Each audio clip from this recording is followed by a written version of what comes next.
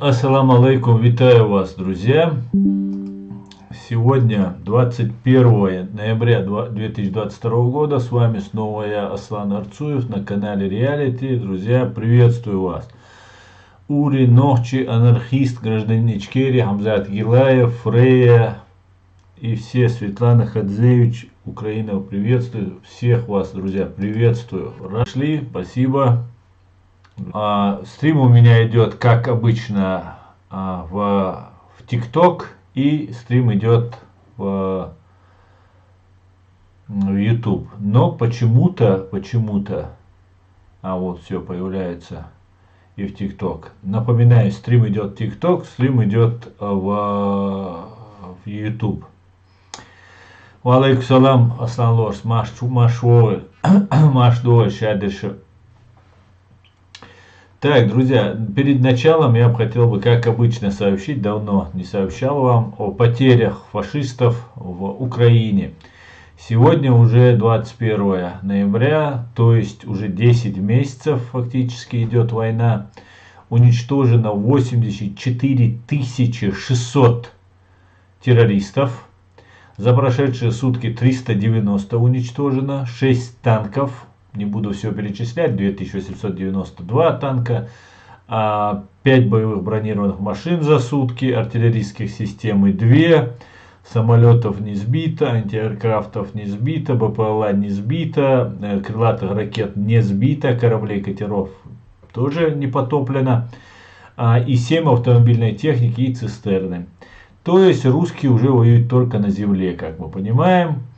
И это, знаете, меня это очень-очень радует. Ведь когда мы с ними воевали, просто я даже не знал, когда же наступит тот день, когда возмездие придет на их головы. Теперь же они получают артиллерию, которая не долетает до противника, до украинцев. Они воюют этой артиллерией и получают артиллерию, которая бьет дальше, чем бьет их русская, то есть артиллерия. Соответственно, это тоже очень меня радует, так как за все нужно платить, как говорится. Я лично сидел под этими бомбардировками, сидел под авиабомбами, сидел под артиллерийскими ударами, минометными ударами. Я прекрасно знаю, как русские умеют засыпать просто все и вся, живое, неживое, своими вот этими старыми прошлого века артиллерией. К сожалению, у нас не было артиллерии, и нам приходилось сидеть под их бомбами и ничем не могли ответить. Теперь же, когда я вижу много установок Хаймарс, Градов, разных других украинских установок залпового огня, которые наносят удар по фашистам, по оккупантам, не по мирным гражданам, а именно по тем, кто с оружием в руках пришел забрать их землю, государственность, их жизни, их честь, их национальное достояние и, в принципе, превратить их в рабов. Поэтому не могу нарадоваться, просто не могу нарадоваться. Хотя при всем при этом гибнут люди, но жаль тех, кто идет насильно мобилизованный, а остальных абсолютно не жаль. И пускай те русские, которые стреляли по нам вот этими всеми залповыми установками, почувствуют на себе всю прелесть вот этого. Причем у них было не очень точное, да, у них положение хуже, чем у нас. Нас объявили террористами, не будучи террористами, но в русском мире мы были террористами. И спастись мы могли далеко за пределами этого русского мира, чаще всего русскоязычного мира. Потому что в бывших советских республиках нам тоже не было приюта и так далее. Нас выдавали все за то, что мы просто хотели спастись от вот этого геноцида, геноцидальной войны, которую вела против нас фашистская Россия. Мы могли приехать на Запад, спрятаться на Западе. Били они по нам артиллерии, которая может бить нам несколько сот метров в сторону, от места, куда назначается выстрел. Теперь же их тоже называют террористами, но они теперь на самом деле террористы, не выдуманные, самые настоящие оккупанты и террористы на чужой земле. Бьют по ним прицельно так точно, что фактически каждый снаряд уносит их на концерт к Кобзону. Ну и самое тоже немаловажное, что они являются террористами, которым на этом свете негде будет спрятаться. Негде будет жить свободно, как мы, приехав сюда в свободный мир, живем и говорим то, что думаем. Вот как-то так, как-то так. Друзья, перехожу к вашим комментариям.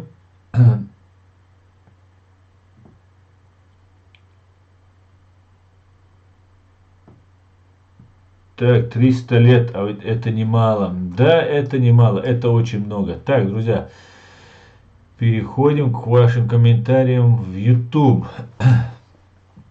Кёльну монитора Вальдемар, витаю. Маш воль, Золушка, хой маш. Так, ассаламу алейкум, алейкум ассалам, фридом, леди, хо маш воль. Шеверга маш воль, друзья. Пишите ваши комментарии, ставьте лайки и распространяйте ссылку на наш стрим. Так, Фридом. Азербайджан тоже выдавал чеченцев? Да, Фридом. Азербайджан выдавал чеченцев. В Азербайджане, в Баку, русские спецслужбы себя чувствовали иногда вольготнее, чем в Тбилиси, где они тоже иногда себя чувствовали вольготно, особенно до прихода Саакашвили.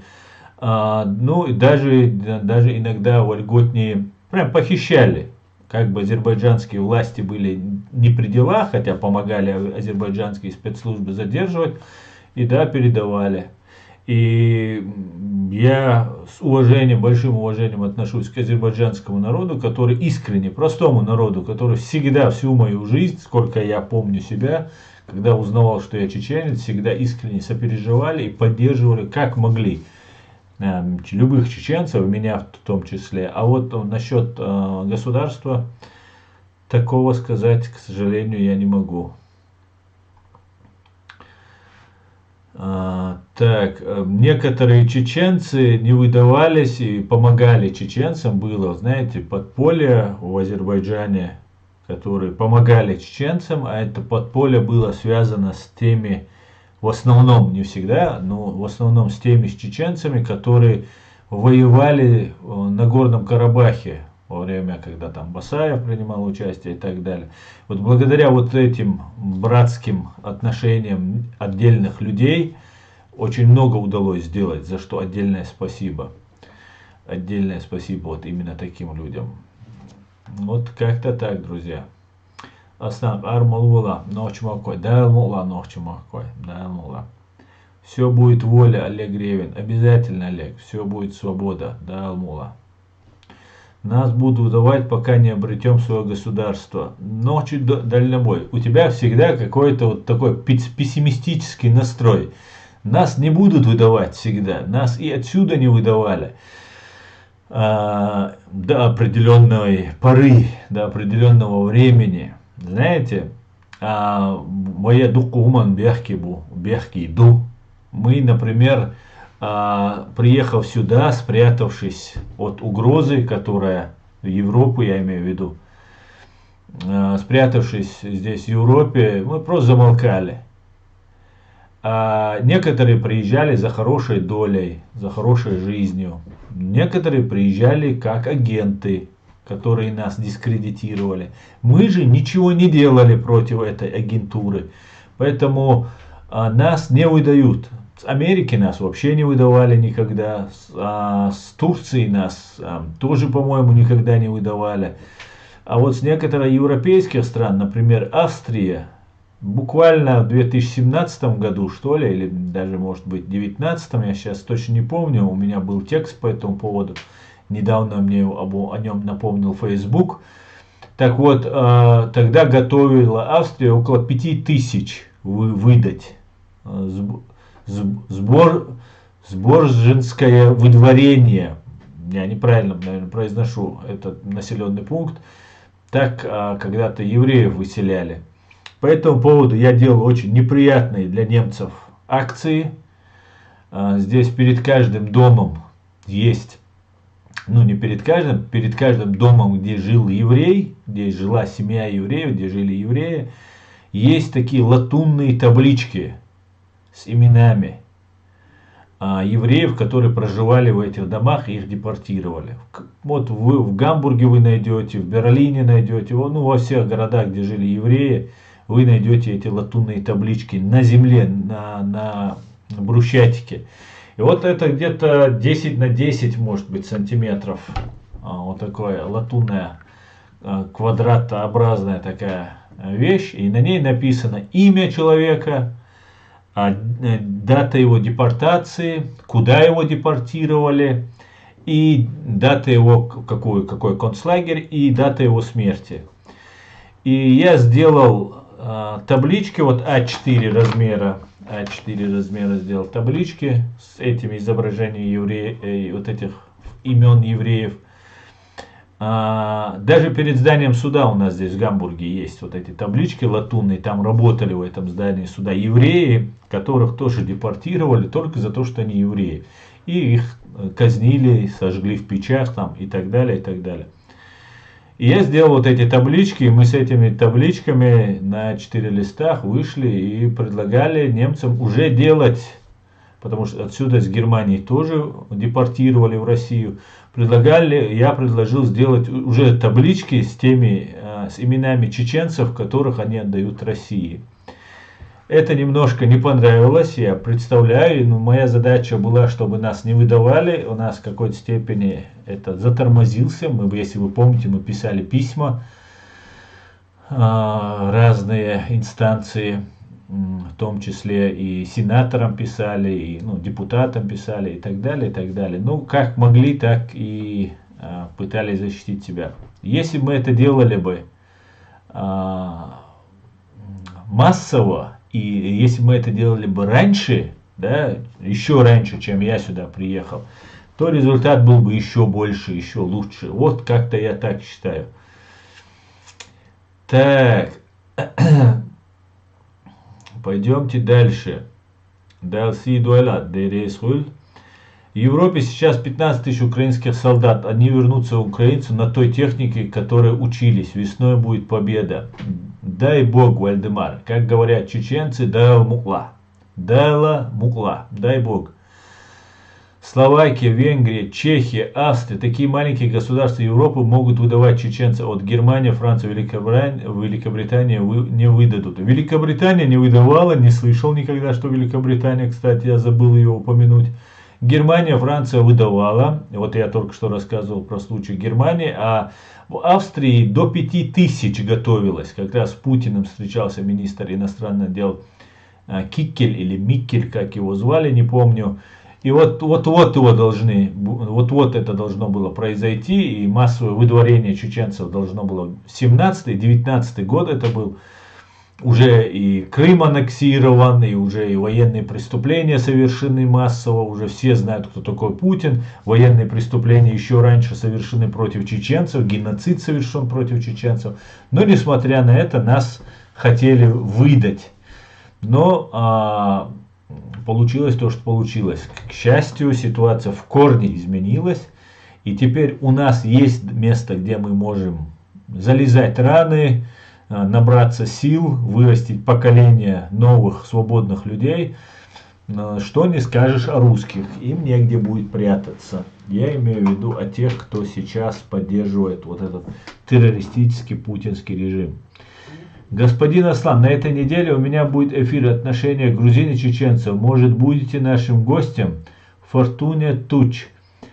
Фортуна, скиньте мне, пожалуйста, ссылку, кто вы, кого это касается. Меня часто, очень часто, особенно в последнее время, разные журналисты, связанные с русскими изданиями, пытаются пригласить на интервью. Я как бы не хочу. Я уже несколько раз морался о них. Поэтому я пытаюсь как бы очень аккуратно, очень разборчиво быть с этими разными дождями, медузами там и так далее, и так далее. Поэтому напишите, пожалуйста, и я вам скажу. смогу я принять участие или нет. Так, Асан, очень рад, что вы зарегистрировали демократическую партию во главе с Хусейн Дел и Беркати Юэль Фрея. Я не имею отношения никакого к этой партии. Кроме того, что я вот, как вы слышали, предложил идею, что нужно ее зарегистрировать. А остальное все и устав, и цели, хотя цели у нас в принципе одинаковые. Поэтому я думаю, парни справятся, очень напористо взялись, и я думаю, также будут продолжать, потому что важно продолжать, не останавливаясь. Аслан, ты один против агентуры. Почему же один, леди? Нас 39,5 тысяч или 35,5 тысяч. Нас очень много на самом деле. Намного больше, чем я один. Ассаламу алейкум, Савежери Ижери. Аслан, не обращай внимания на больных. Алейкум ассалам, Саваш, Машуэль. Договорились. Полонок Мукачева. США обманули Джохара Дудаева, когда он просил помощи. Полонок Мукачева. Ну что ж тебе сказать, Полонок? Сказать, что ты не прав 100%, я не могу. Сказать, что ты прав 100%, я опять же тоже не могу. Но отчасти ты прав. Да, США и Запад, скажем так, посчитали, что еще не настало время ссориться с Россией окончательно. Слишком в мире было много проблем. Я понимаю, что Соединенные Штаты, Великобритания не живут и не созданы ради чеченского народа или чеченского государства или чеченским народом. Люди совсем другими людьми созданы эти государства, и цель этих государств заботиться о других людях, чем о чеченцах. Я скажу, что если бы, это на самом деле, как администрация Клинтона поступила не очень хорошо, я могу сказать. Хотя американское государство нам помогало очень сильно. И за нас очень сильно переживали. Очень до сих пор, мне кажется, могу ошибаться, мне кажется, США и Великобритания чувствуют свою вину перед нами. Так как если бы, когда разваливался Советский Союз, мы остались бы в составе России, мы бы жили бы вот видите, как сейчас живут кадыровцы. Они признают Россию, они полностью за Россию. Мы жили бы в 10 раз лучше. Можно сказать, фактически всей Россией рулили бы мы, чеченцы, большая часть, потому что 80% бизнеса к окончанию развала Советского Союза, 80% бизнеса в России так или иначе имели отношение чеченцы. Но мы выбрали путь свободы, и нам Запад обещал помочь. Обещал. Это правда. И нам не оказали той помощи, которую мы ждали. Той помощи, которую сейчас оказывают Украине. У нас не было ленд-лиза, у нас не было джавелинов, у нас много чего не было. У нас вообще ничего не было. Да, была политическая поддержка, была разная другая информационная поддержка. И спасибо, что не дали нас всех истребить, я могу сказать. Вот на этом, хотя они могли просто нас истребить. И знаешь, Полонок Мукачева, я скажу, что и сейчас и Англия, и Великобритания ведут себя не совсем так, как я бы хотел видеть. Знаете, какая ситуация произошла? Это так, мысли, слух. Началась русско-чеченская война. Русские взорвали свои дома, до этого еще массу террористических актов против нас совершили и начали против нас войну. Запад нас поддерживал, Америка нас поддерживала, Британия нас поддерживала. Но когда Путин взорвал дома, Тони Блэр, премьер-министр Великобритании, прилетел в Петербург, посетил оперу вместе с Путиным, а уже дома в Москве взорваны, Буйнакске в Рязани и Волгодонске учения в Рязани уже прошли, и Путин фактически становится президентом. Об этом не может не знать Ми-6, ЦРУ и другие компетентные органы. Но, несмотря на это, Путина избирают президентом, он становится президентом. Тони Блэр, фактически Запад, англосаксы в лице Тони Блэра, его благословят на его президентство. И таким образом он закрепляется. Не могу сказать, что США и Великобритания полностью контролировали Россию, да, и все подчинялись американцам или англичанам. Это неправда, конечно же. Но более большое влияние англичане, американцы именно в экономической сфере имели огромное влияние. Потому что рыночная экономика, в которую Россия, Советский Союз, переформатировавшись в так называемую Российскую Федерацию, активно начал вливаться, и для этого нужна была помощь Запада, Америки в первую очередь. И эта помощь была оказана, соответственно, не безвозмездно, тем более вчерашний враг, который грозился уничтожить. Поэтому такого вот прекратите войну сказать они не могли, но несмотря на это, вот началась война, с Путиным здоровались, геноцид шел активнейшим образом чеченского народа, чеченцев. Вторая война фактически даже не была войной. Это было просто истребление. Просто уже русские вели себя очень осторожно, очень аккуратно. Причем они подготовили кадры и как внутри нашего государства, так и у себя там подготовили.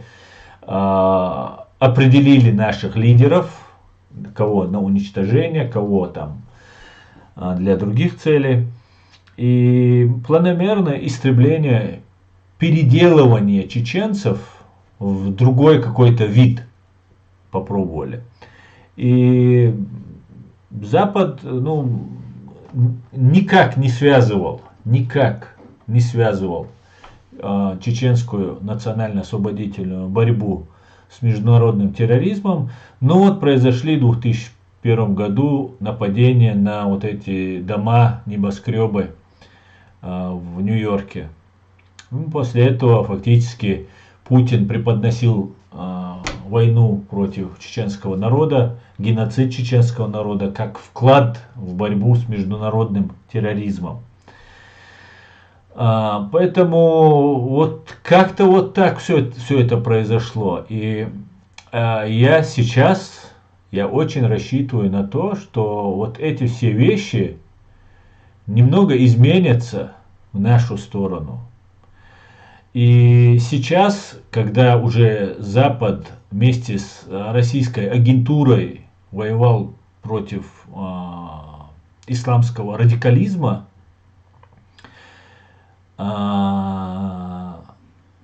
появились определенные люди, которые им в этом, видимо, помогали с Россией. Да? Россия же только так может предлагать услуги, она только вот как палач может.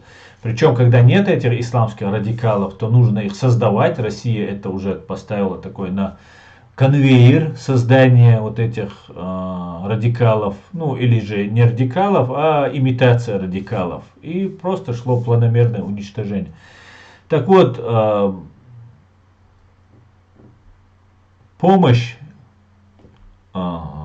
семье судьи, который нас незаконно сажал, хотя на Западе и в Великобритании, и в США прекрасно знают, какая судебная система фашистской России. Ингулбаеву, я о них говорю. Есть другие люди, которые Запад помогает, поддерживает, общается с ними, несмотря на это. Ну, ладно, не берем другие национальности. Возьмем просто чеченцев, которые есть среди нас.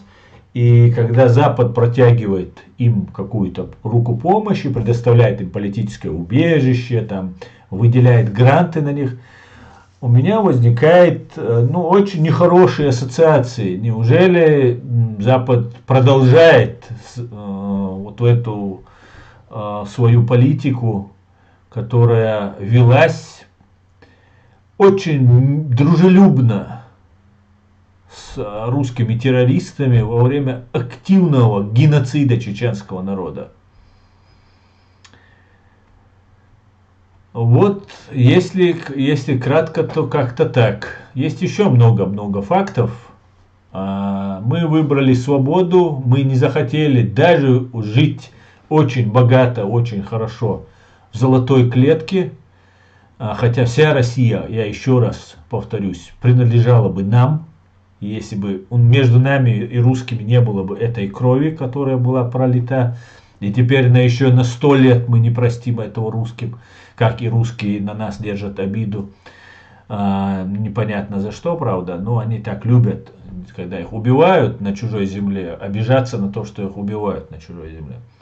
И тогда мы уже фактически жили в одной стране, многие уже себя считали советскими гражданами в какой-то степени.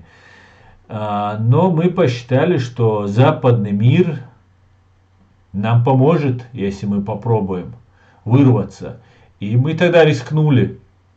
Это был такой уникальный шанс, как сейчас появляется этот очередной шанс.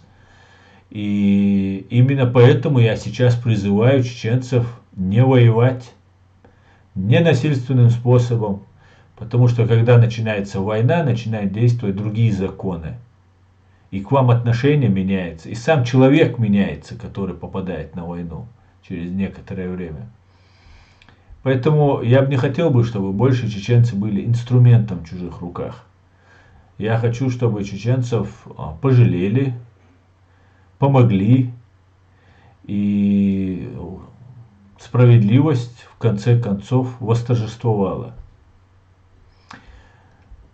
Ну, посмотрим, как будет. Будем наблюдать. Мы все должны работать, мы все должны действовать, мы все должны доносить правду, показывать, что есть чеченцы нормальные, демократических взглядов, несмотря на то, что их убивают, несмотря на то, что дома пытают их родственников, они все равно выходят на митинги, они все равно говорят правду,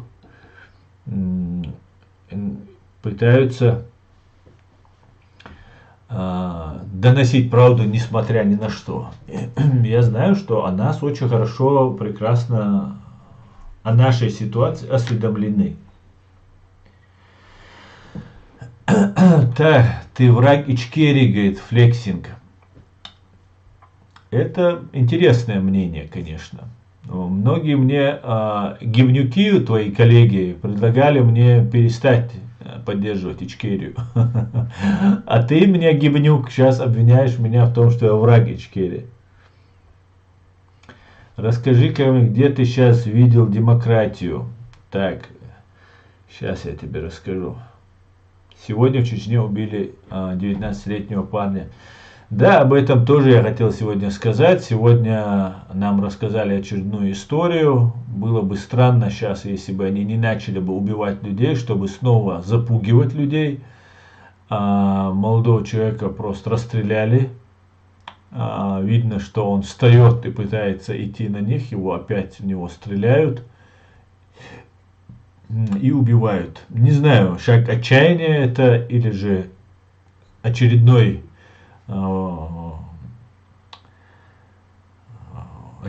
убийство террористической банды ФСБ и ее вооруженными силами, так называемыми ахмадовцами, кадыровцами. Не знаю, дал алуэлькая.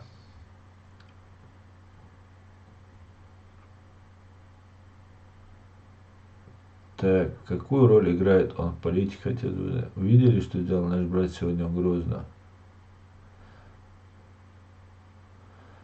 Так, привет, Беларусь, слава фашистской армии, Ахмат Псина, Виктор Рус. Ну, что ты несешь? Так. Далюзель ночью, далюзель. Так, пойдемте дальше. Турция как бы не выдавала, а выдавливала. Разница небольшая. Анархист, я всех деталей не знаю, но я знаю, что в Турции очень много убили наших парней. И турецкие спецслужбы очень тесно общались с русскими спецслужбами. Это я тоже знаю. Основной гала таганви анта хума хайон. Цаха и доцага, сиц элек доцаг, гражданин Ичкерия. Я больше ничего не знаю. Так, друзья, много комментариев я смотрю. Так.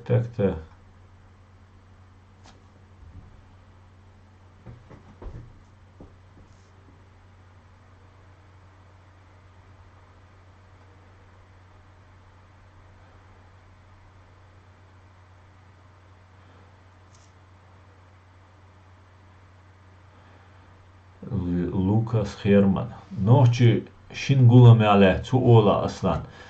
Аз гулмаш вишбац болба без не пиариться и делать политические очки, а нужно заниматься делом, а не бороться. Уже фальстарт, я скажу это. Не слишком рано начали, еще есть время.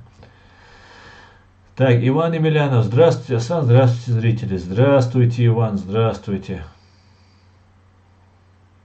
Мечтаю быть членом этой партии. Ну, это не проблема, Фрея. Пока, я думаю, это абсолютно не проблема. Фридман неправда. Так, ассаламу алейкум, алейкум ассалам.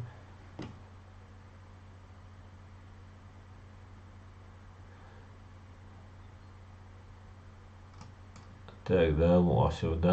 Асан, что-то Курочкиным больше всего мешаешь ты и Демократическая партия. Мой коммент, твою поддержку, глаз, видимо, замазолил им. Да, Курочкины, конечно, раскрылись полностью. Соплеменники Курочкиных убивали нас. А Курочкины теперь решили на нашей крови сделать, немножко себе монетизировать, скажем так, нашу кровь. Без стыда и совести эти люди, прекрасно зная, что мы никак не связаны с русскими или же там кого-то, набрасываются на меня и на нас. Но ничего, это очень хорошо, что раскроется. Но я могу им сказать, что в чеченском обществе вот все, что они снимают, все, что они показывают, оно не будет представлять ровным счетом никакой ценности. И сами Курочкины, да, отдельные видео, полезные вещи, которые там останутся, мы возьмем из этого, а остальное сами Курочкины канут в лето. Потому что Курочкины являются алчными и мерзкими товарищами, которые хотят воспользоваться нашим горем, чтобы сделать себе пиар. Причем набрасываются на меня. Не таких Курочкиных мы спускали с небес на землю, и этих спустим. Наше слово пока имеет значение, поэтому я думаю, недолго они будут дурить наш народ, прикидываясь какими-то борцами за права чеченцев. Да, кстати, и тот, за кого они сейчас тянут Мазу, тоже фактически себя похоронил. Не знаю, насколько это правда, но сейчас распространяется информация, что так называемый как его председатель правительства в изгнании Ахмед Закаев написал заявление на очень многих бойцов, воюющих в Украине, что они являются ФСБшниками. Речь идет о всех командирах, и в том числе речь идет и обо мне. Сам я документов не видел, я только слышал голосовые, которые разбрасываются по этому поводу. И я думаю, этим, если это подтверждается, и это окажется правдой, Ахмед Закаев в чеченском обществе себя похоронил как политический деятель окончательно. Ну, а это должно было случиться рано или поздно. Так.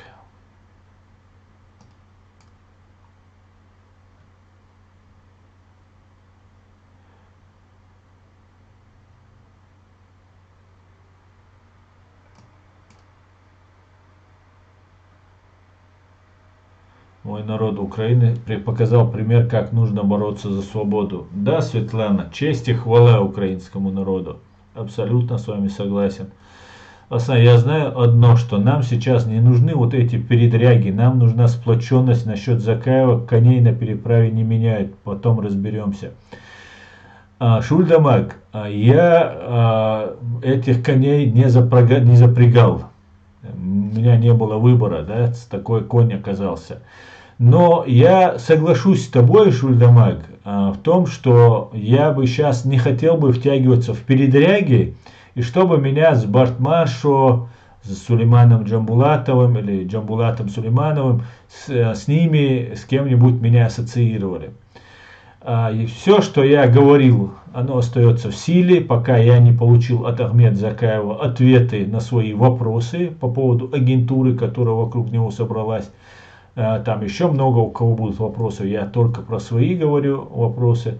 Поэтому я не имею еще раз отношения ни к какому Бартмашу, ни к какому Джамбулату Сулейманову, ни к кому там, кто там вот на этих голосовых, которые сейчас разбрасываются, там какой-то командир в Украине говорит об этом. Там же сидит Ингулбаев почему-то, тоже странно, что делает чеченским командиром сын судьи, который нас сажал там и так далее, и так далее. Поэтому я никак сейчас не буду комментировать. На меня, если писалось заявление, там СБУ, что наравне с другими людьми, я этому не удивлен абсолютно, если это так. Ничего странного в этом нет для меня. Но я возьму такую дистанцию и постараюсь не комментировать больше пока Закаева. Пока явно я не увижу опять эти Фейгины, генералы КГБ Гудковы, там опять с ними тусовка, если не начнется, и нас не будут сейчас вести, подводить в состав России. Смотрите, какая ситуация. Есть, нас в мире считают частью России. Так сложилось. Любое государство, оно исходит, любой государственный деятель, чиновник, он исходит не из того, что ему нравится, там, жалко ему или там, сочувствует чеченцам. Он исходит из того, как его государство с юридической точки зрения интерпретирует связь с тем или иным народом или государством. Нас же видят через призму России, что мы вот часть России, и русские должны нас убивать, хоронить, там, гнобить и так далее. У нас вот мир так отдал на растерзание. Поэтому, когда вот эти вещи происходят, мы должны четко сказать, что мы никакого отношения к России, к русским не имеем.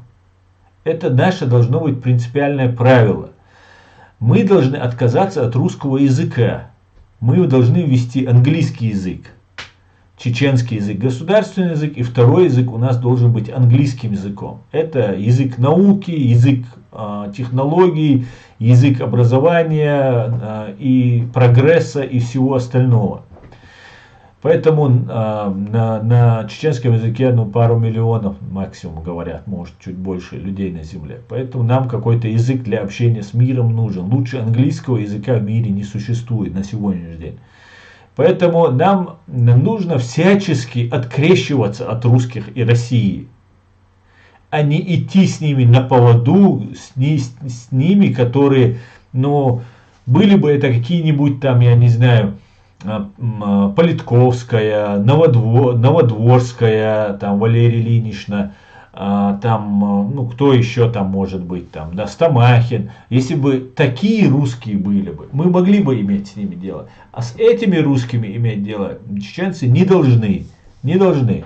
Раньше нам казалось, что есть какая-то позиция и так далее, но я разобрался, например, Ахмед Закаев и его окружение лучше меня знают, кто агентура и так далее.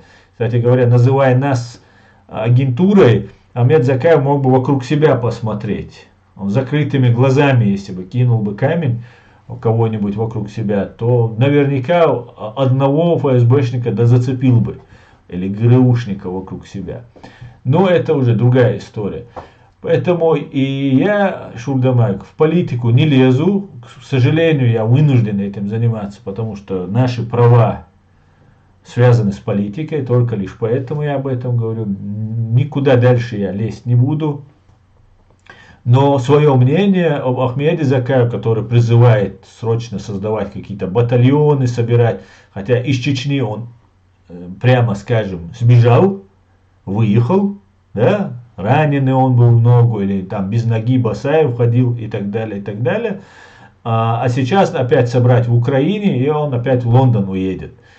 А там не так это делается. У чеченцев это не так происходит. Обычно, если ты командир, то ты должен быть всегда рядом и не бросать никого. Поэтому я против того, чтобы нас призывали на войну. Да, чеченцы должны всячески помогать Украине, как только могут. Но воевать сейчас у нас нету ни сил, ни средств. Да, помогать информационно, делиться опытом. Наши специалисты, имеющие опыт, должны ездить, если имеют желание, в Украину, делиться опытом, там, заниматься своими какими-то рабочими делами, но молодежь, которая не умеет воевать, ее туда стягивать не нужно.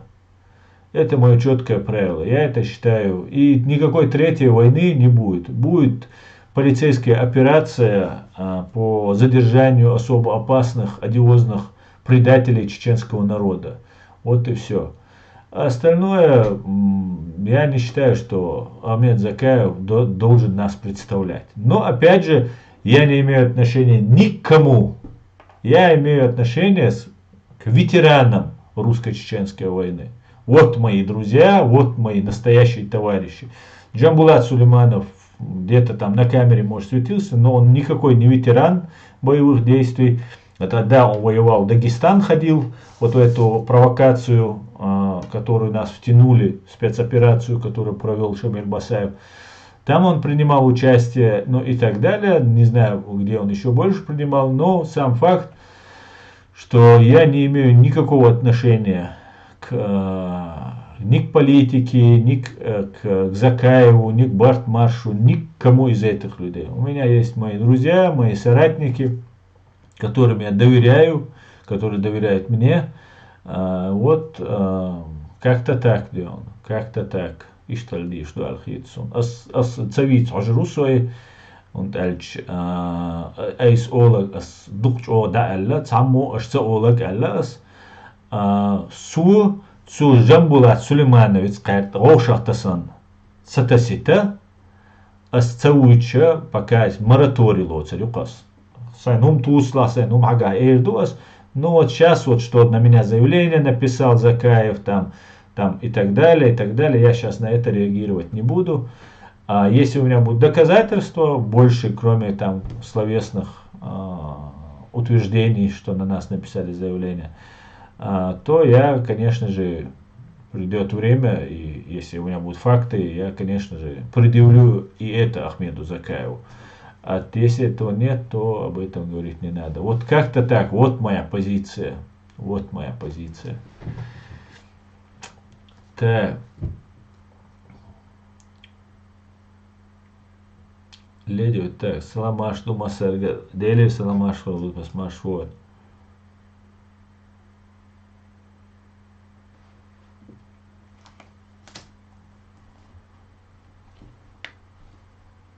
Джамбокс выпустил ролики, в наглую подменяя исторический факт, намеренно оправдывая и обеляя предателей чеченцев всех времен, начиная с Шихмурзы, Окотского и до Кадыркина.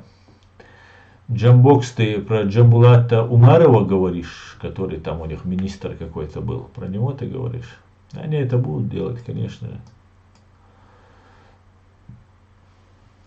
Аслан, по-твоему, Татарстан хорошо живет в составе России? Я к тому, что если Чечня не воевала как-то и осталась бы в составе РС после 95, то уровень жизни, наверное, одинаковый был. Ну, я не знаю. Ну, Татарстан относительно живет неплохо, относительно других регионов. Но в составе жить России, хорошо жить, ну это несовместимые понятия, мне кажется. Россия это враг всего человечного, поэтому ничего хорошего России, Татарстану от России ждать не приходится.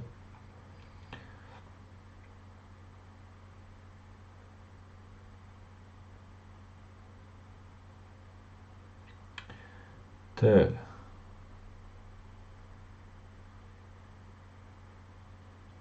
Ты говоришь, что ночь контролирует бизнес в России, но рискнули вырваться из этого скотского двора. Но это не совсем так, именно потому что ночью держали бизнес за горло, нас заказали.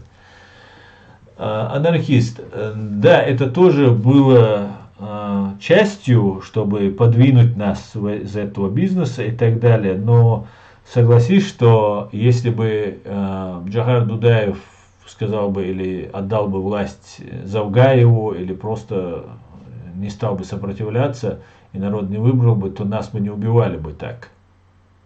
Это же тоже факт.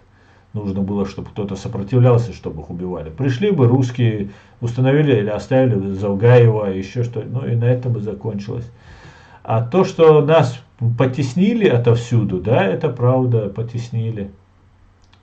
Потеснили. Когда началась война.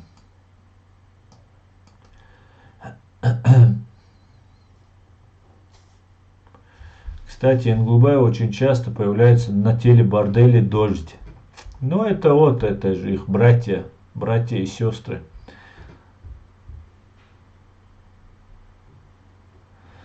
Одно отношение есть: русские и чеченцы соседи. Да, к сожалению, недобрые соседи. Да, именно так.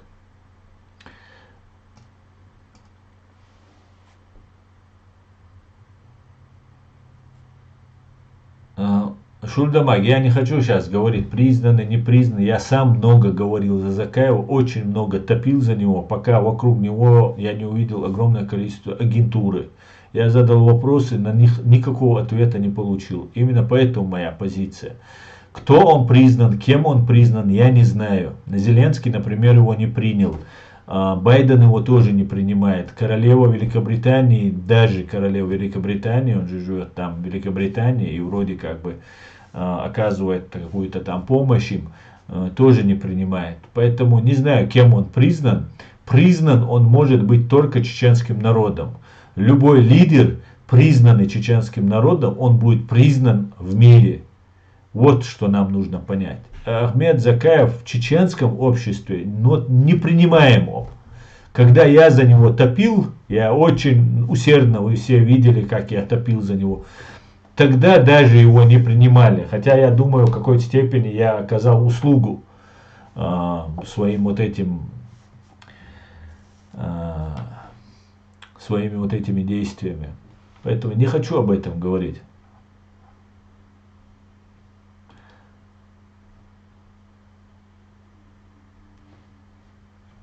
Аслама, всем привет. Асан, ты знаешь диаспору в Европе, свяжись с ними, пообщайся. С какой диаспорой? Ми плюс. Аслан, на тебя заявление? Да, леди, на меня говорят заявление. Да, на меня много написали. Кстати говоря, Елена Кнор, помните такую, мадам? Елена Кнор на меня тоже написала заявление. Написала, что я ее оболгал, оклеветал. И теперь я буду судиться с Еленой Кнор, которая говорит, что я ее оклеветал. И что я ей угрожал, она пишет, что призыв, публичные призывы к насильственным действиям по отношению к нему, что абсолютно неправда. Конечно, мы это докажем, буду вас держать в курсе вот этого заявления, да, не буду его вам показывать, так как там много подробной информации. А сам мораторий шумю, а то тебя смешивают с плохишами. Да, Вильпес, я беру мораторий, все, что я сказал, я от этого не отказываюсь, но я больше не буду пока, чтобы меня не смешивали вот с этими людьми, вот, которыми меня пытаются смешать. Так, Асан, как ты думаешь, Путин начал войну в Украине, чтобы привести Трампа к власти и в последующем повлиять на Америку? Нет, это не так. Это конспирология. Асан, некоторые говорят, что в США демократия, а некоторые, что все решает Конгресс без мнения народа. Кому верить? Демократия, а кто Конгресс назначает?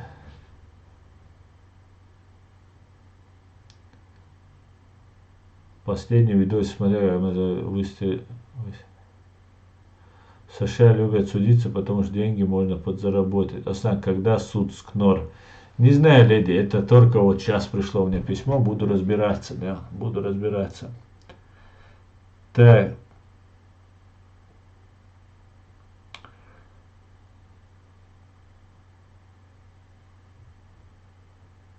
Мной он не признан, я тебя точно никто не признан, тебя точно никто не знает. Ничего страшного.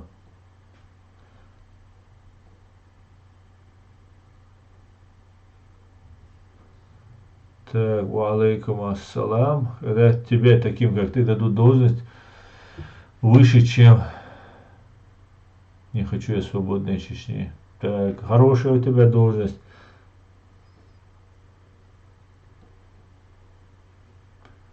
Почему все говорят так? Слава Украине, славочки, героям слава.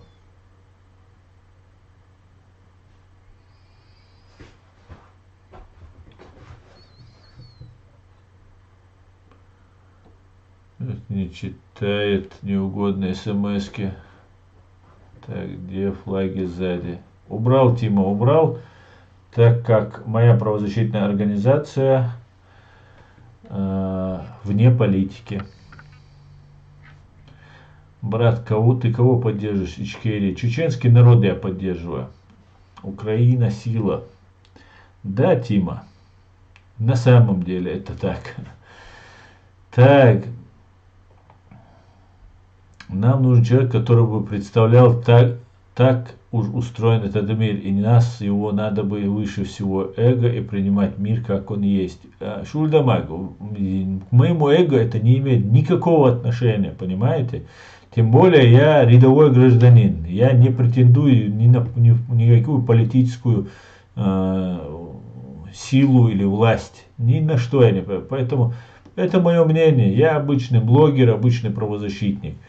Поэтому, если кому-то нужно, чтобы кто-то представлял, ну, нужно организовываться. Но для того, чтобы представлял нас кто-то, его должны поддерживать, понимаете? Вот, например, был Дока Умаров. Дока Умаров, он не политик, он был воином, солдатом, офицером, который сражался, воевал. Но так как власть передавалась легитимным способом, несмотря на то, что он не политик, мы все его поддерживали, и никто не сомневался. До него был Абдулхалим, был Аслан Масхадов и так далее. Всех мы поддерживали. Потом появились люди, которые воспользовались ситуацией и начали говорить, что вот теперь они законная власть. Ну почему же они законная власть? Почему же? Ничего я не вижу в этом законного, чтобы я должен поддерживать после того, что я узнал. А узнал, я уже об этом много раз говорил. Поэтому оставим этот вопрос. Да. Очень странно то, что КНОР засуетилась сейчас. Да, они, видимо, будут продолжать гасить. Ну, они, конечно, не успокоятся. Не успокоимся мы, не успокоятся они. Так, нам нужно... Так, Асань. Брат Юсупа Тимирхана. Асан, секта Закаева хабашиты против секты Джамбокса вахабиты. Как ты думаешь, кто победит? Победит чеченский народ. Демократы победят. Асан просыпается по команде. Агентура против тебя по команде. Да. Асан, до 19 века на Кавказе все политические вопросы решал джамаат. Это и есть демократия, когда учитывается мнение большинства. А сейчас некоторые демократии воспринимают за какое-то антиисламское. Антитеррор президента, Асланов зампрезидента. Говорит Юсуп, брат Тимирханова. Ну, если ты говоришь не об Арцуеве Аслане, то пожалуйста. Да. Так, ассаламу алейкум, ваш Бартунбачу. Париж. О, сам бума сердце Барт.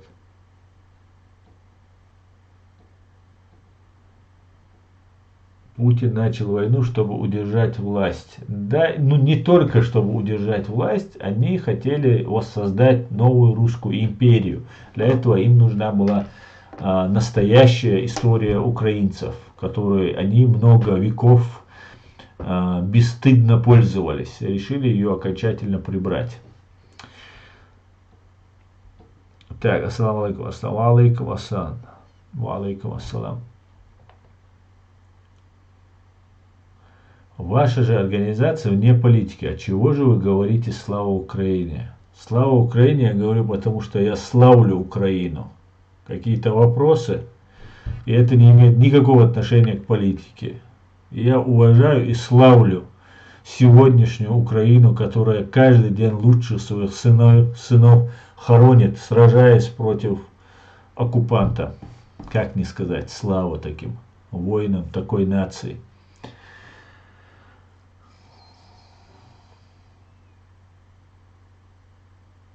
Да там чеченность.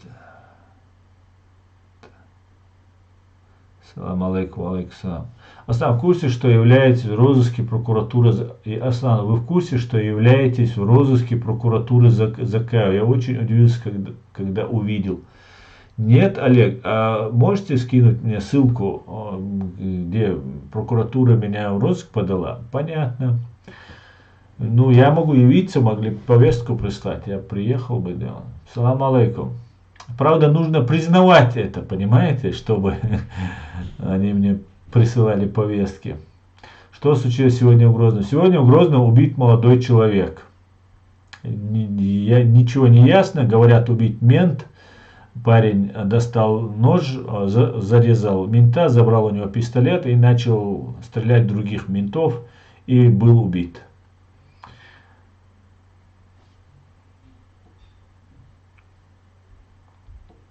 Ассаламу алейкум. Шеню амат ирю аш зачистка. Имран тунюк абу гуду алейкум ассалам. Хавац тунюк ир.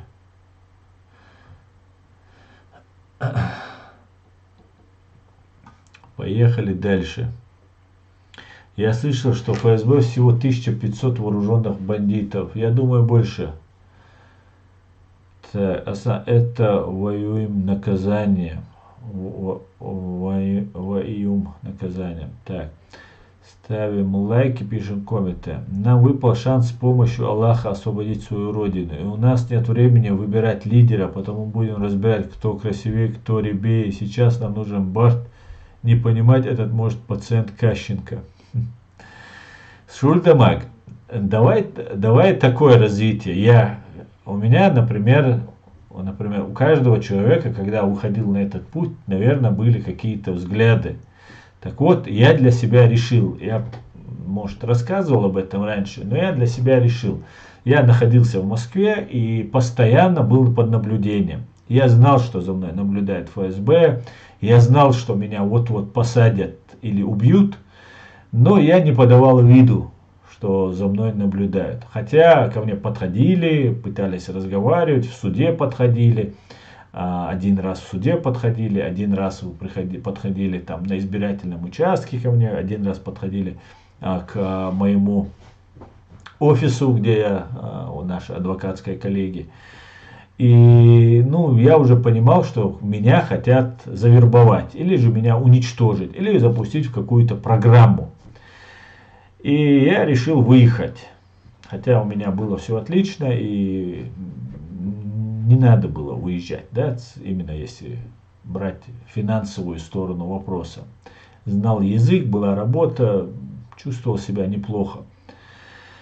И когда я сюда приехал, я подумал, если мы попробовали отделиться от фашистской России, не смогли, не хватило сил. Потом Дока Умаров объявил Имарат, и мы попробовали поднять весь Кавказ. И это у нас не удалось. И я пришел к выводу, оказывается, к этому выводу до меня пришел еще Джохар Дудаев, но я тогда сам пришел к этому выводу. Я пришел к выводу, что террористическая банда ФСБ должна быть наказана, осуждена, а фашистская Россия должна быть уничтожена. Уничтожена не в смысле разбомблена, а в смысле она должна распущена быть, реорганизована, переформатирована. И для меня важно было наказать виновных за те преступления, которые они фактически уже забыли, что совершили. Вот те 300 тысяч убитых наших граждан, они забыли. И я поставил себе цели, что я буду об этом говорить и напоминать им. Чтобы что бы ни случилось, чего бы мне это ни стоило. И когда я выбирал этот путь, я подумал, если я буду немножко драконить, да, немножко говорить кое-какие вещи, не договаривать все вещи, там аккуратненько говорить, то я их раздраконю. Ну, посадят меня. Хотя меня и так посадят. Ну, убьют меня. А раз меня убьют или посадят, почему я должен себя ограничивать и как-то ходить в рамках этого, чтобы там не пострадать, как некоторые делают, в том числе и русские оппозиционеры, так себя некоторые ведут. Я подумал, что я должен это делать на полную катушку, называть вещи своими именами. И даже если на меня будут подавать в суд, где-то я буду неправ, да, и мне придется доказывать все, что я знаю. Например, немецкий судья может не знать, и мне нужно будет это доказывать. Они всегда есть этому хорошие доказательства и так далее, и так далее. Я решил, что я буду, несмотря ни на что, я буду вот давить, стучать пальцем в дверь в высокие кабинеты, чтобы добиться внимания к геноциду чеченского народа. И я себе поставил одно единственное правило. Никаких контактов с российскими спецслужбами. Если я мало-мальски заподозрю кого-то в связях с ним, у меня не будет достаточно оснований, но я заподозрю, я просто отстранюсь от этого человека. Если у меня появятся доказательства, я обязательно разоблачу этого человека. И я не претендую ни на что.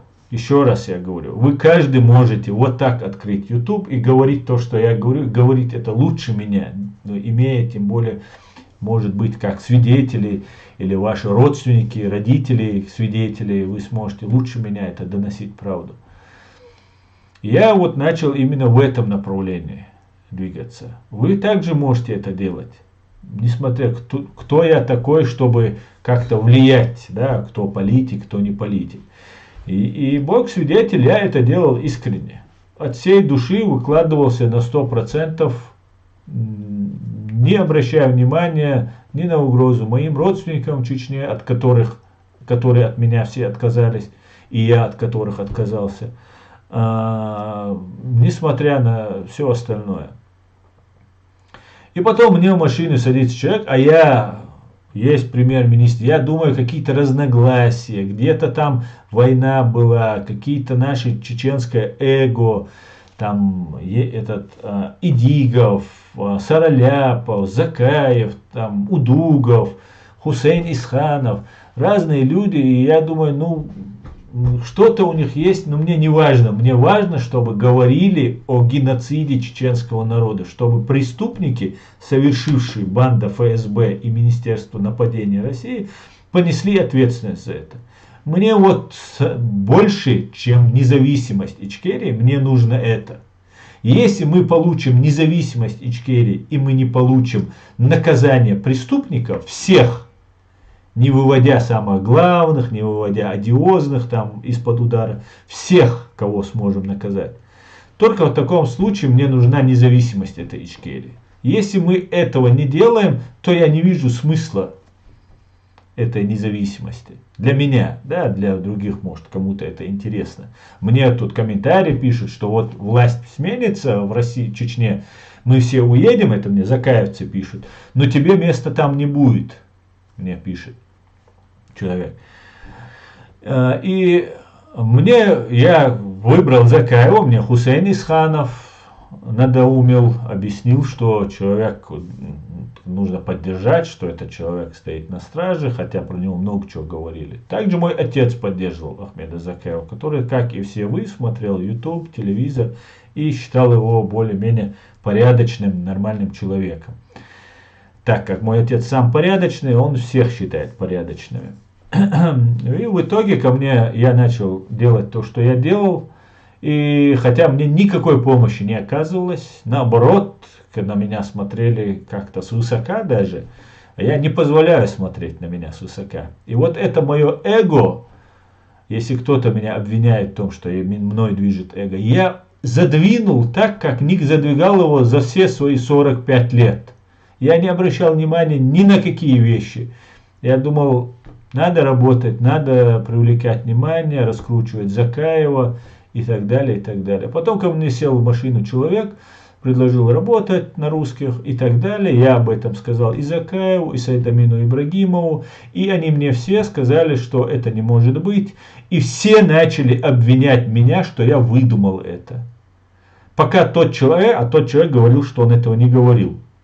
Потом этот человек сказал, что он пошутил, когда он узнал, что есть запись у моего друга, есть запись его разговора. Он сказал, что он пошутил. И вот благодаря тому, что вот он сказал пошутил, меня просто не предали анафеме. Меня должны были мехкнаалт, это называется. Совет старейшин Ахмед Дакудаев, который живет в Берлине, он возглавлял совет старейшин, он решил объявить меня мехкнаалт. Он народное проклятие, да, отечественное проклятие, как-то так это у нас называется. Короче говоря, меня, человека, приехавшего с Москвы, работавшего в Москве адвокатом, хотели воины, защитники Ичкерии, почему-то все сбежавшие сюда в Европу, как и я, решили меня этим загасить. Но у них это не получилось. Я задал вопросы, до сих пор не получил ответы. И я ни с кем, какая бы польза мне от этого не была, я ни с кем, кто связан с русской разведкой, кто он с ними общается, играется и так далее, я с этими людьми дел иметь никаких не буду. Вот как-то так. Поэтому массера дал эту боль, кто хочет, признавайте. Вы же многие не верили, когда я говорил Тумсо Абдурахманов, агент российских спецслужб. Я еще много что накопал. И очень много накопал. Но мне люди не верят и сами готовы ошибаться, сами готовы в тюрьмы садиться, сами готовы на беговые дорожки попадать, там бутылками. Янгулбаевы, кстати, при помощи бутылки раскрутили. Кстати говоря, тот же Магомед Даудов по кличке Лорд, как и Тумсо Абдурахманов, также Ингулбаевых раскручивал. Поэтому я с этими людьми и с людьми, которые с ними контачат, я с ними никаких дел иметь не буду. Да, они могут заниматься чем угодно. Я просто для себя взял свое правило. Это же моя жизнь. Я же вышел, поставив ее на кон. Поэтому я имею право придерживаться своих принципов. И от этих принципов я не откажусь. Называют меня ФСБшником, пускай называют меня кем угодно. Они и так днем и ночью это делают. Называют, пишут заявления. Помните, выдали Магомеда Гадаева? Так вот, Магомеда Гадаева тоже выдали ведь. Не просто так. Но под этот шумок, пока его выдали, одновременно тот же Темишев, кто там еще был, Тузик, Музик, начали говорить, что я выдал, что по моей вине, что я там, что он воевавший, хотя он и журналистам интервью на эту тему давал. Фактически фокус с Гадаева или тех, кто помог выкинуть Гадаева из Европы, переключили на меня. И это тоже делало окружение Закаева. Окружение Закаева и другая там агентура. А вокруг Ахмеда Закаева агентура работает. Вот как-то так, Дион. Ассаламу алейкум. Ва алейкум ассалам. Машуаль.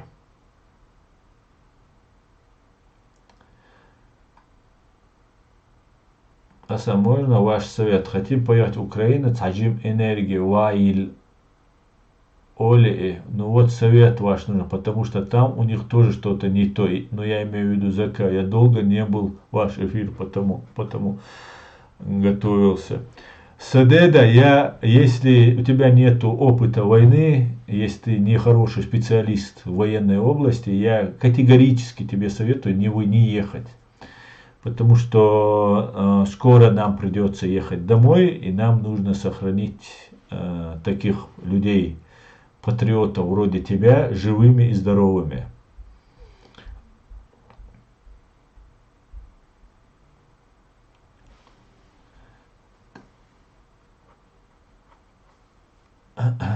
Ева Чесси Лейн. А почему не смогли поднять весь Кавказ?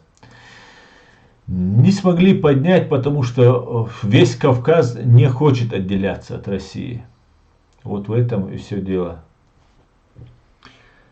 Так.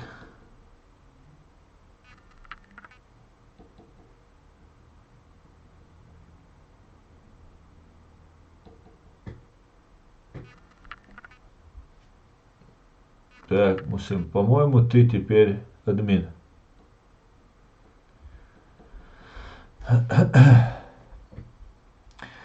Ты в Чечне воевал? Нет, Светлана, я не воевал. Ассаламу алейкум вараматуллахи, брат, как с вами связаться отдельно? Ва алейкум ассалам. Напишите мне на мой e-mail.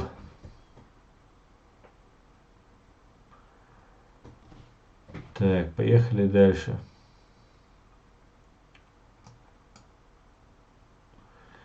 Потому что весь Кавказ его не захотел подняться.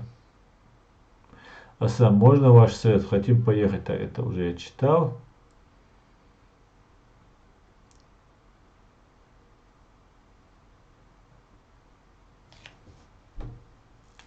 Скоро придет время, будет признан не только геноцид чеченского народа, но и осужден русизм как таковой, признан геноцид адыгов, и русские будут 100 лет платить репарации.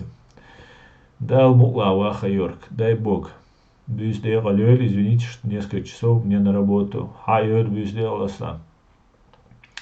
Где бородачи, там уши ФСБ, говорит Крупье. Все бородачи это продукт ФСБ, говорит. Так. Россия это империя зла, это подавление всех прав, попрание самого главного права, права на жизнь. Россия это бракобесие, говорит Крупье. Да, Крупье, абсолютно так. Всех витаю и ассаламу алейкум. Ва алейкум салам, витаю Хорзу. Все понял, Асан Дерез Хелон за совет. Дерез Масар нахуй. Мавулаш, санна там ты мавулаш, собор дилаш, энах. Сан шара собор даиш, хажа хауш. Просто опыт набираться, дешь, информации гуляш, шара собор даиш, вай дух буабушом бабиш. Нам нужно заново создавать государство. У нас огромный объем работы, друзья.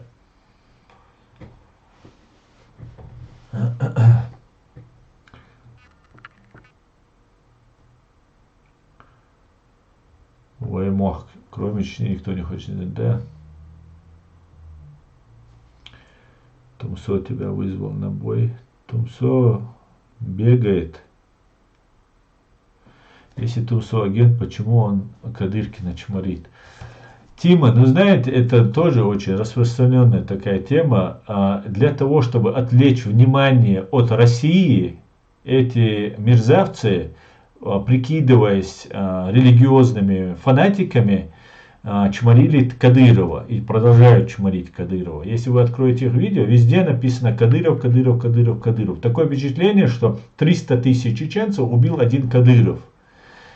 Сам Тумсо работал в прослушке во время войны, во время активного геноцида чеченского народа.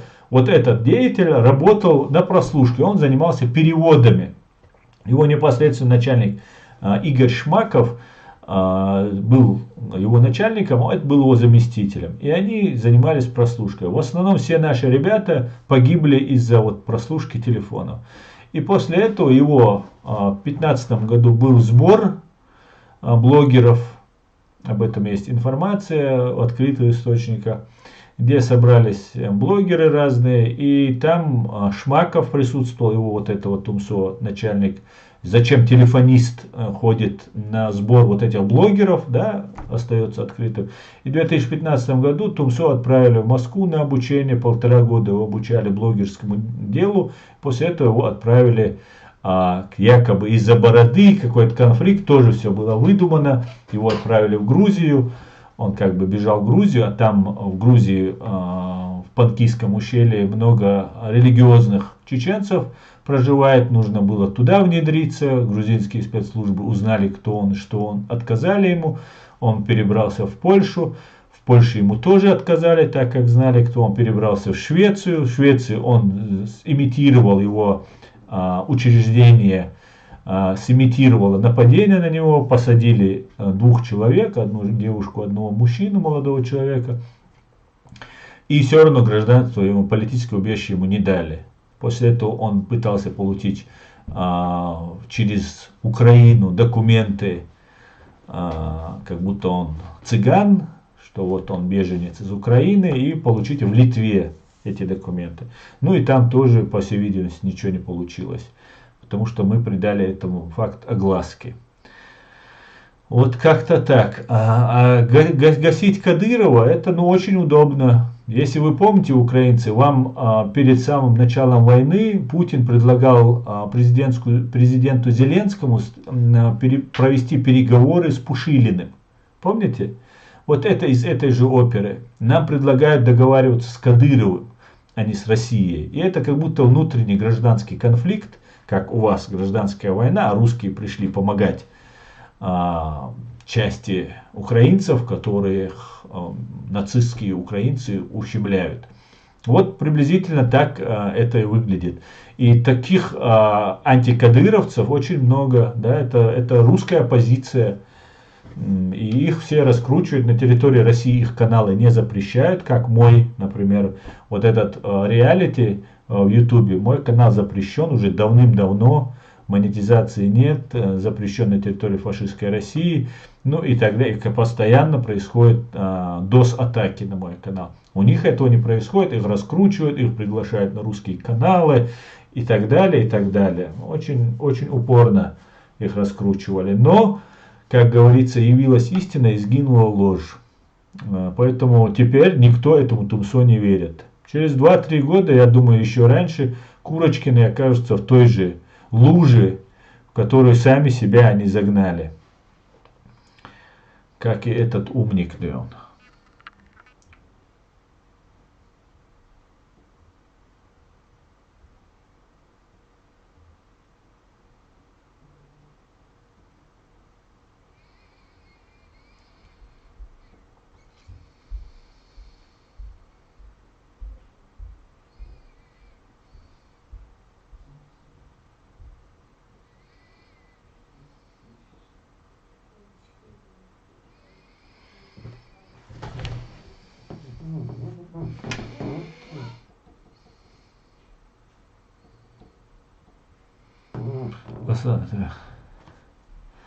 Лаки, я предлагал встретиться. Я предлагал публично встретиться, но у них нет ответов, понимаете? Я обвиняю в том, что люди работают на российскую разведку. Ни Закаев, ни Тумсо, никто публично со мной не так встретиться, обсудить не хотел. Не хочет, потому что им нечего ответить, понимаете? Это агентура.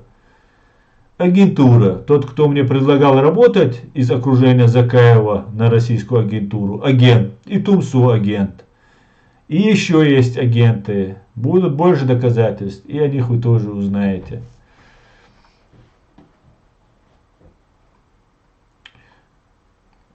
Все понял, Сан. Так. Ева не такой уж и молодой. Ему под 40. Просто прищ выглядит молодо.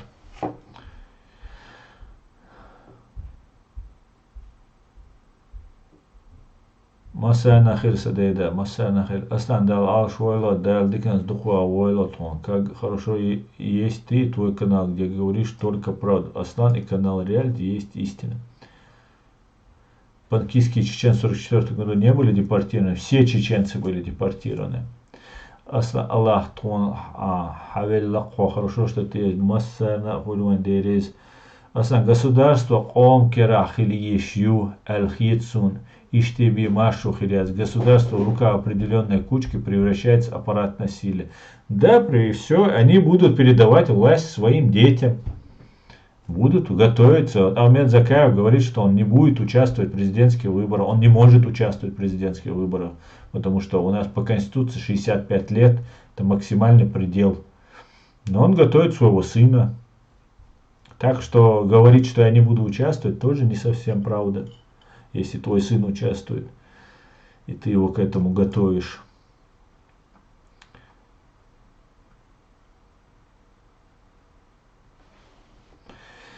Так.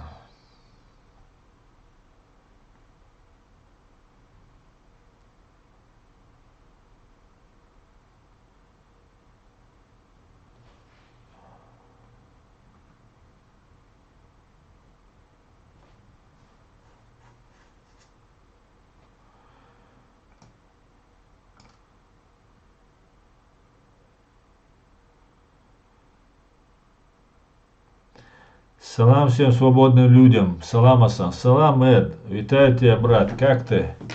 Давно не слышались и не виделись.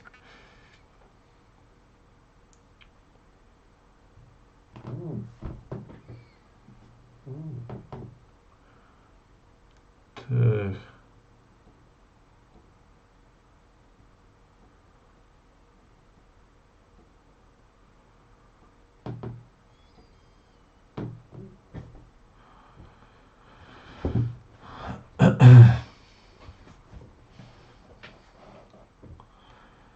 Салам всем свободным. Этого достаточно, чтобы отвернуться от Закаева. Если бы только это, Рональд Рейган. Там я столько нелицеприятных вещей узнал, что, короче говоря, как-то так.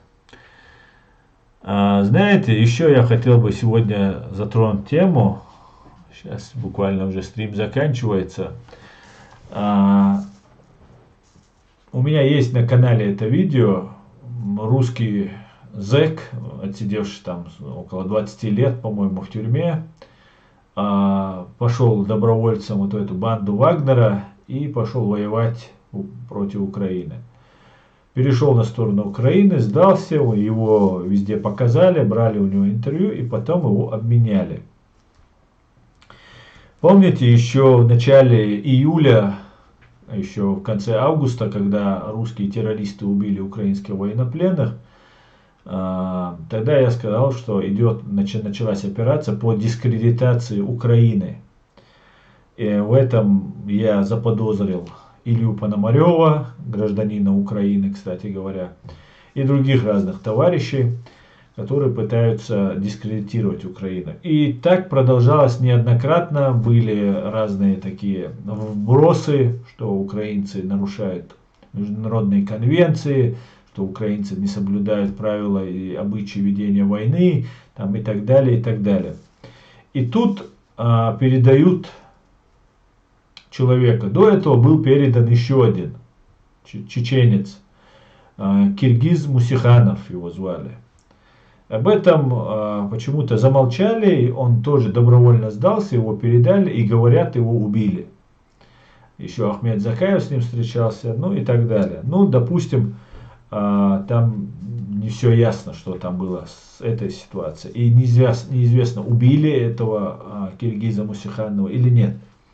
Но вот этого русского мужчину, который сдался, мы видели, как его убивают кувалдой. Бьют ему по голове, он рассказывает, что его ударили по голове в Киеве, похитили там и так далее. Потом некоторые говорят, что его обменяли там и так далее, и так далее. Некоторые даже говорят, там, например, Осечкин рассказывает, что была такая информация, что вот этот русский мужчина сказал, что он готов умереть, чтобы освободить украинцев. И типа пожертвовал собой, пошел к ним в плен, дал себя убить, чтобы спасти там украинцев. Не знаю, насколько это правда или нет, но это вообще очень такой дерзкий поступок. Но с чем я согласен с Осечкиным, хотя я Осечкин не жалую особо, я согласен с ним с тем, что если он так говорил, этот русский зэк, перешедший на сторону Украины, нужно показать видео, что он так говорил. А то голословно сейчас особо не верят. Потом происходит одновременно с этим казнью этого человека, происходит следующее. Происходит казнь якобы российских военнопленных, которые сдаются украинцам, и потом происходит какая-то перестрелка, и потом все вот эти лежащие на земле русские военнопленные убиты, предположительно, выстрелом в голову, уже добивали их и убили. И это как бы приписывают на украинские вооруженные силы. Я считаю, что это не случайно. Я, скорее всего, предполагаю, что вот эта запись, или она была ранее сделана, это инсценировка убийства вот этих людей, самими же русскими созданная вот эта запись, когда казнят вот этих. Не видно, что их казнят, потом с дрона показывают, что вот они как ложились, вот так они убитые лежат. Вы, наверное, многие видели это видео. Но оно совпало с тем, что передали вот этого русского зэка, который сдался Украине, и тут потом происходит такая ситуация. Если начать украинцам говорить: украинцы, вы не должны так себя вести, ну, нормально, адекватные люди поймут. А вот люди, у которых друзья, побратимы находятся в плену, а что происходит в русском плену, мне рассказывать не надо, я знаю это очень хорошо, что, я не знаю, лучше убить этого человека, чем дать ему один день там провести. И их побратимы, родственники, они уже ни на что не смотрят. Им нужно достать своего человека из этого ада. И если ты им начнешь объяснять, что это наносит удар репутации Украине, что это важно очень, что мы, чеченцы, это все прошли, они даже это слушать не будут. Вот есть их брат, побратимы, который находится в плену, и плевать на все, его нужно вытащить. И это настоящее воинское братство, которое есть, которое заслуживает уважения. Но захочет ли следующий кто-то сдаться в плен? Соответствует ли это принципам морали, нравственности, международному праву, международным конвенциям? Не соответствует. А я поддерживаю ни Украину, ни чеченцев. Я поддерживаю справедливость и законность. Вот что мне важно. И вот передача этого человека, она должна быть расследована. Кто бы там, что бы там, кем бы там ни был, даже самый уважаемый украинский боец, воин, защитник, если к этому причастен, чтобы вытащить своего человека, и это должно быть, неприкасаемых не должно быть. И убийство вот 10 или 11 русских военнопленных, которые сдались, я считаю, это может быть инсценировкой, пристегнуть вот к этой выдаче и потом казни вагнеровцами, да, вот бандой вагнеровцев, террористами из Вагнера, вот этого русского зэка, которого передали Украине. Вот эти вещи, они очень-очень важны, друзья. Они важны так же, как сама война, как сама победа, как сам захват населенных пунктов и так далее, и так далее. Это очень важно. Они сейчас, русские, накапливают все. Они будут сейчас показывать видео там, которые они сами, они уже сварганили, я уверен. И вот это убийство вот этих 11 военнопленных, которые украинцы не убивали, потому что нету фактов, подтверждающих, что они их убивали. Но есть факты, что кто-то в них стреляет, они перестреливаются, и в этот момент, не знаю, украинцы были убиты, или же украинцы стреляли и там убили их так. Может, не все погибли, может, это все инсценировка, я этого не знаю. Но такие вещи, если мы не будем говорить об этом, как бы это кому не нравилось, эти вещи очень плохо скажутся на том, на самой священности этой войны. Поэтому эти вещи, как бы кому это не нравилось, я об этом буду говорить и напоминать. И еще раз призываю соблюдать правила и законы, обычаи ведения войны, соблюдать международное право и ни в коем случае не позволять эмоциям брать верх над здравым смыслом и той святой борьбой, которую ведет украинский народ. Они так не особо сдавались, их с боем брали, еще нам плевать на русских зэков, не зэков. И что из этого, что он что-то там говорил. Есть такая пословица: обещать не значит жить, тем более он. Вот, Хорзум, вот такие вещи, которые вы говорите, я понимаю, конечно,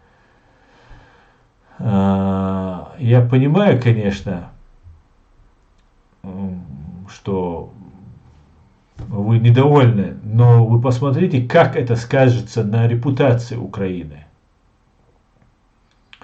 Как это скажется на репутации Украины. Пленный передан государству РФ, а государство передало преступникам, которые убили. Террористическое так поступает со своими. Литва. Да, Киртукас, абсолютно. Ну смотрите, Мы-то говорим о том, что нужно соблюдать правила и так далее, и так далее. Но посмотрите, как себя ведут русские. Они своего пленного, который перешел, да, фактически предал их, но он сидел в тюрьме. А что они от него верности до конца жизни ждали от него? Что они от него ждали? Его убивают таким способом. Это делается для дискредитации Украины. Это такие трюки, которые мы должны предугадывать. Именно поэтому я об этом говорю, а не потому, что мне нравится там кого-то упрекать в чем-то, тем более украинцев.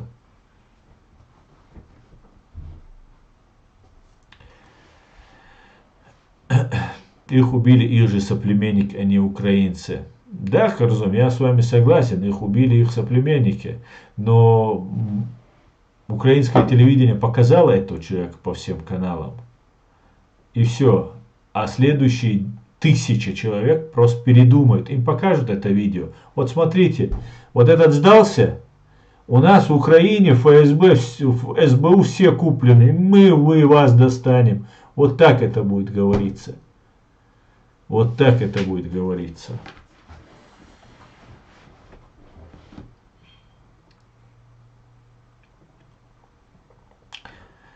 Так, давай.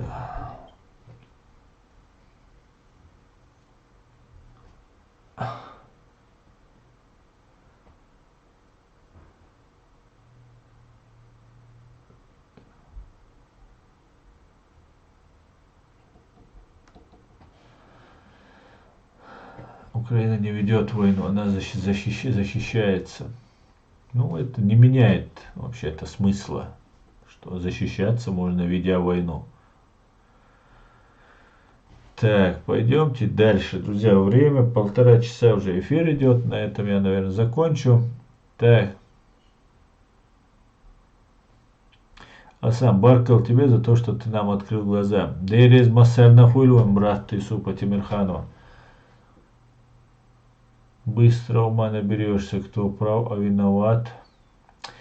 Может быть, его убили, чтобы другие русские не сдавались в плен, типа вот что будет с вами. ПРР и именно для этого убили. Именно для этого, я уверен, они отдали лучших украинских бойцов, чтобы его достать. Ведь украинцы его по всем каналам показали. Я выложил это видео у себя, отрезок небольшой этого мужчины. И написал: русский человек перешел на сторону свободной Украины. Как это? Как? Это человек, зэк, он ЧВК Вагнер, он кто бы он ни был, это человек. И на него распространяются права. И как только украинцы начнут отказывать кому-либо в правах, даже оккупантам, даже Пригожину, этот зэк сидел, он там против Украины ничего не собирался сделать. Как только вы откажете людям в правах, вам откажут в этих правах, которых вы, как вы видите, приезжая в Европу, вы получаете в полной мере просто. Больше, чем любые другие народы вы получаете. И мы, чеченцы, поддерживаем и Германию за то, что вас так принимают и поддерживают, потому что вы в тяжелом положении. Мы все это проходили. Я поэтому предупреждаю. Нельзя этого допускать. Ни в коем случае. И я не буду поддерживать, даже если это будут чеченцы, меня не имеет значения, чеченец это или украинец. Я не буду поддерживать такие вещи. И это нужно четко знать. Так.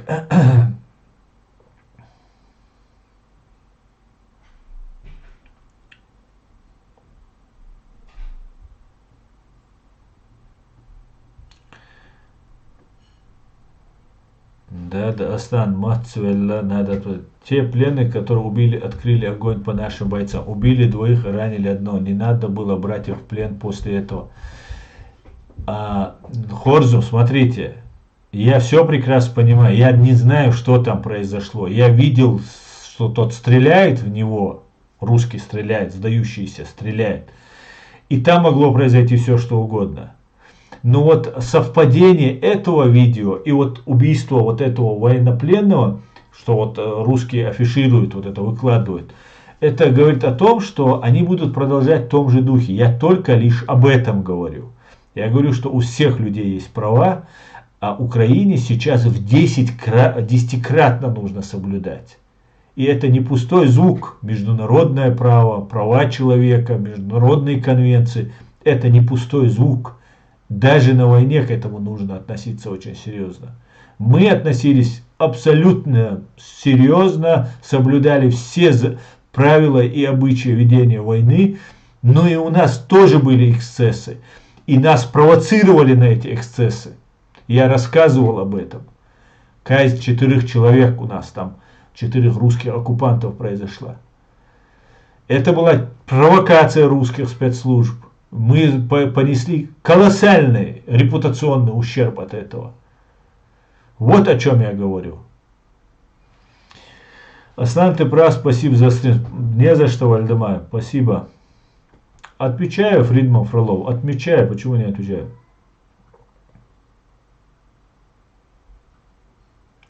Так они брали по инструкции, брали в плен, там последний начал стрелять, они расстреляли всех, потому что малой группой брали в плен большинство. Варган, если этому есть объяснение, абсолютно никаких вопросов. Абсолютно. За это я вообще не предъявляю, если вас стреляли и там нужно разбираться. Я имею в виду, что вот эти два случая, видите, как сопоставляются, это на этом не закончится. Дугин, Гиркин, кто там еще, вот этот Роскосмос, Рогозин, все вот эти ублюдки появятся в Украине, и они будут над украинцами проводить суд, где украинцев будут представлять террористами, нацистами, фашистами. Хотя у них нет никаких оснований, что именно государство ведет такую политику. Хотя их государство именно такую и ведет. Всегда, не только по отношению к Украине, всегда во всех войнах она себя так ведет. Вот как-то так. Поэтому я обязан доносить эту правду. Так.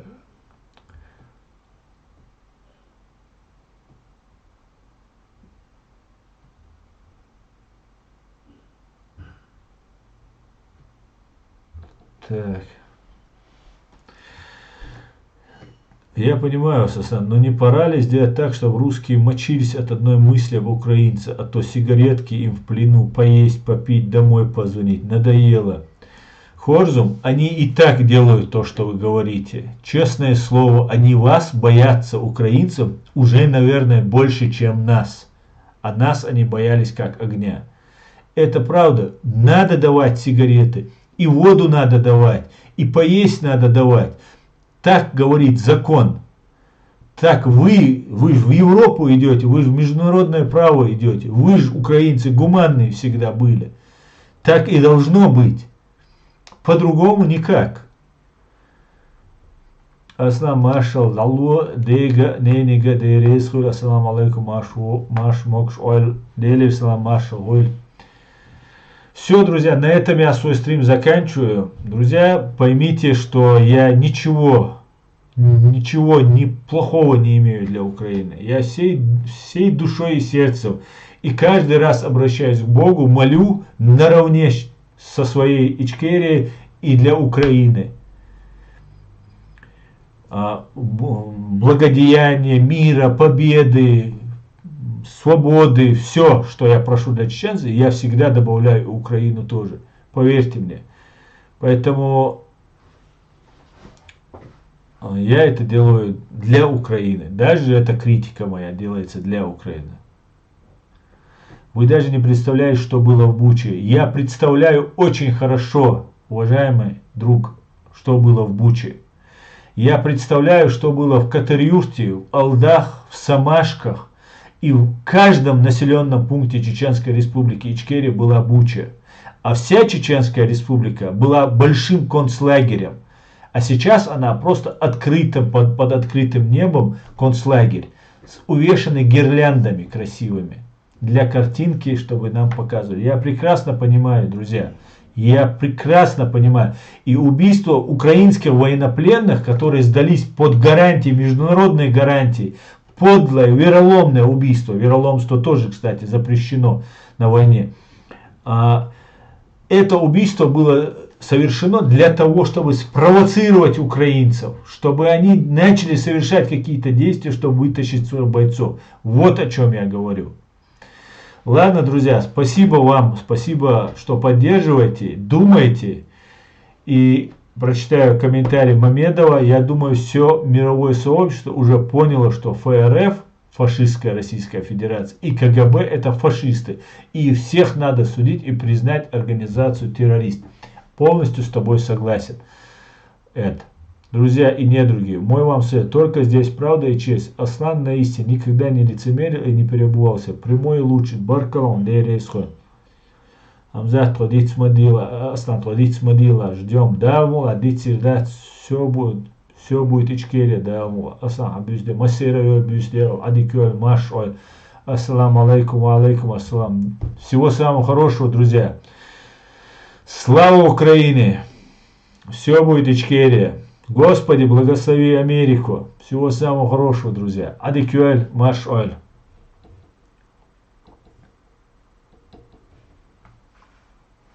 Так, выключаемся.